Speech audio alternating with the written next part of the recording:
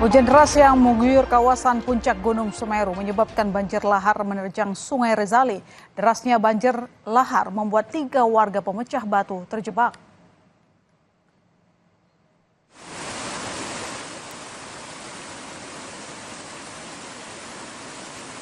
Warga tampak kebingungan untuk menyeberangi Sungai Rezali di Desa Bago Lumajang lantaran arus banjir lahar yang sangat deras. Karena tak bisa dilewati, mereka akhirnya memilih mencari jalan memutar yang jaraknya jauh. Selain menyebabkan warga terjebak, banjir lahar Gunung Semeru juga menyebabkan 2 truk pasir terjebak. Para sopir harus menunggu hingga banjir lahar mereda.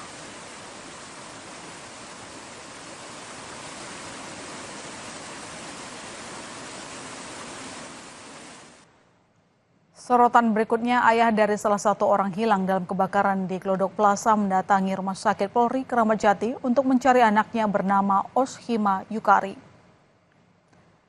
Ayah Oshima, Edi Sunarsono, mengatakan putrinya hendak menghadiri pesta perayaan ulang tahun seorang temannya sesama pramugari sebelum terjadinya kebakaran Glodok Plaza. Oshima yang masih aktif sebagai pramugari menjadi satu dari 14 korban hilang dalam kebakaran tersebut. Orang tua Oshima mendatangi Rumah Sakit Polri untuk menyerahkan data pembanding antemortem kepada tim DVI untuk keperluan identifikasi jenazah. RS Polri telah menerima 8 kantong jenazah korban kebakaran untuk diidentifikasi. Di satu sisi, Edi berharap mukjizat anaknya selamat dari kebakaran di Glodok Plaza.